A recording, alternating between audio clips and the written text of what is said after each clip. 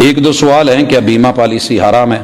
حضرات، بیمہ پالیسی کے اندر 3 بڑے جرم ہیں، اگر وہ نکال لیے جائیں تو پھر کوئی گنجائش ہے۔ بیمہ پالیسی کی سب سے بڑی دعوت دینے کی جو باعث چیز ہے وہ یہ ہے کہ آپ کے اوپر سورج بڑی تیزی سے چمک رہا ہے، اگر آپ کو کوئی چھتری دے دے تو حرج کیا ہے؟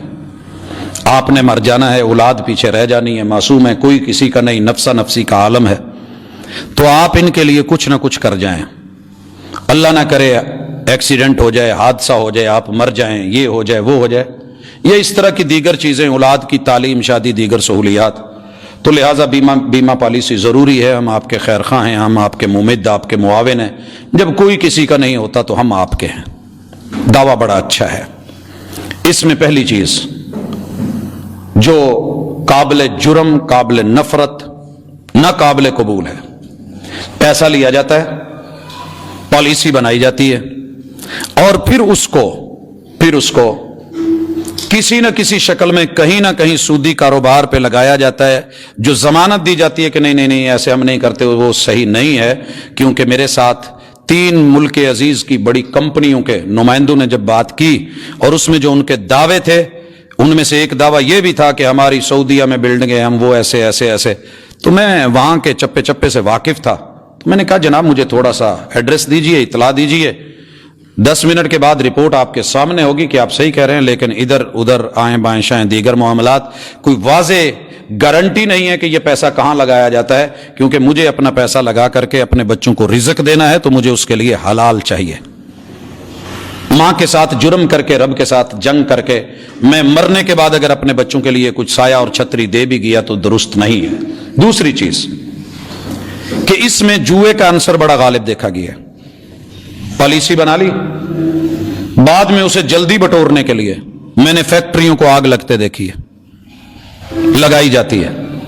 میں نے گاڑیوں کو جان بوجھ کے نہروں میں پھینکتے، پلوں سے مارتے، دیواروں سے ٹکراتے، اوپر کھڑے ہو کے اینٹیں پھینک کے سکرینیں توڑتے دیکھا گیا ہے۔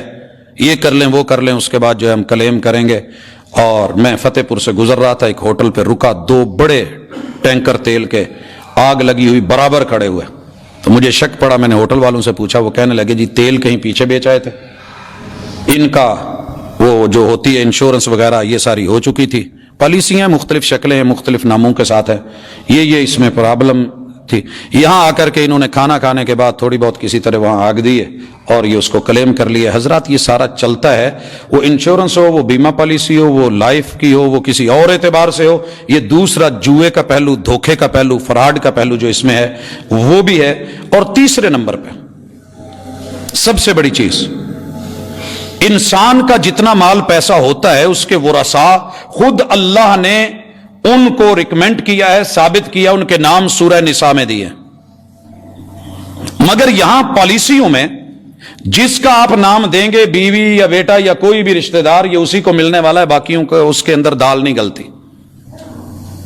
اسلام کے نظام وراثت کے خلاف تیسرا یہ بڑا۔ اور چوتھی چیز جو معاشی اعتبار سے آج آپ سوچئے، جو رقم آپ سے پہلے آج سے 10 سال 20 سال پہلے لی گئی، اور 20 سال کی پالیسی تھی یا 10 سال کی تھی، تب کی اس رقم اور آج کے سونے کا ذرا موازنہ کر کے تو دیکھیں، جتنی طے ہوئی تھی اتنا جو ہے وہ ویلیو جو پیسے کے ساتھ گرتی ہے، مثلا بعد میں آپ کو آ کے 20 لاکھ 50 لاکھ کا جو کہا گیا ہے، تو اس سے کئی گنا زیادہ میرے اپنے پیسے کی ویلیو، اگر وہی سونا، وہی میرے پاس ساری چیز ہوتی تو اس کی وہ ویلیو تھی، مجھے کچھ نیا نہیں دیا گیا۔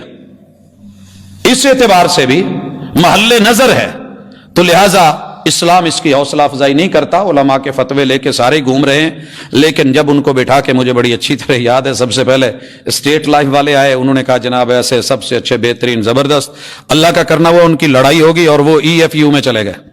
پھر وہی صاحب میرے پاس ہے جی، وہاں کچھ اولے تھے، میں بتا نہیں سکا، مجبوری تھی، کمپنی کی جو ہے وہ رواداریاں ساری رکھنی پڑتی ہیں۔ میں نے کہا پہلے اولے بتا، بعد میں بات کریں گے۔ نہیں جی EFU بہتر ہے۔